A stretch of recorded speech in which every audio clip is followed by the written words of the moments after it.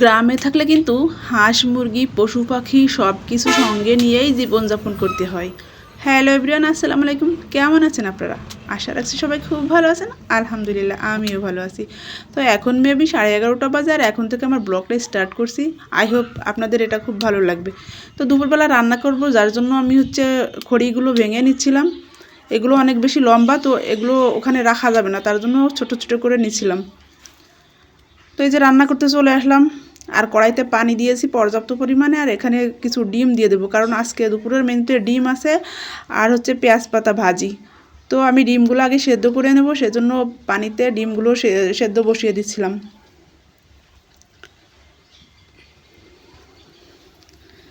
এই যে ডিমগুলো সেদ্ধ হয়ে গেছে, আর আমার মেয়ে আমাকে হেল্প করছিল ছিলার জন্য। দেখেন হেল্প কাকে বলে, সে ভেঙে ভেঙে সুন্দর করে খাওয়া শুরু করছে। আর হ্যাঁ, আমার ব্যাকগ্রাউন্ডটা প্লিজ একটু ইগনোর করবেন, কারণ রান্নাঘরে অনেক কিছু কাটাকাটি করা হয়, তো যার জন্য ওগুলোর খোসাটা রয়ে গেছে আর কি।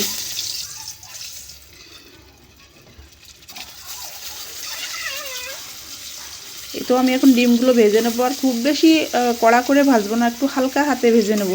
আমার কাছে মনে হয় বেশি কড়া করে ভাজলে উপরটা কেমন যেন হয়ে যায়, তো আমি হালকা পাতলা করে একটু ভেজে নেই আর কি। আমরা যেহেতু 4 জন মানুষ, তো 5টা ডিম রান্না করছি, আর একটা এক্সট্রা যদি কেউ কখনো মেহমান এসে যায় তার জন্য। একেবারে গনে গনে তো আর রান্না করা যায় না। দেখুন কালারটা কত সুন্দর ইয়াম্মি হয়েছে, মনে হয় এখনই আমি খেয়ে নেই।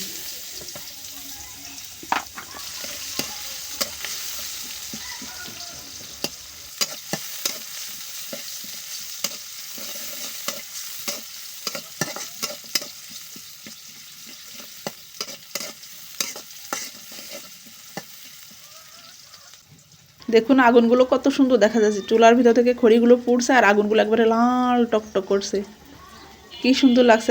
অবশ্যই আগুন কখনো কখনো দেখতে ভালো লাগে, বাট এটার অপকারিতাও অনেক বেশি।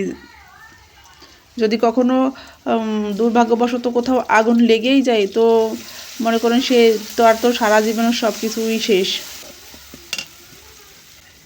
ঘর বাড়ি বলেন যাই বলেন না কেন, সো আগুন থেকে আমরা সবসময় সাবধান থাকবো। যদিও এখন শীতের সময় অনেকেই আগুন জ্বালিয়ে আর কি আগুনের তাপটা নেয়, তো আমরা অবশ্যই সতর্ক থাকবো, এর থেকে দূরে থাকার চেষ্টা করব।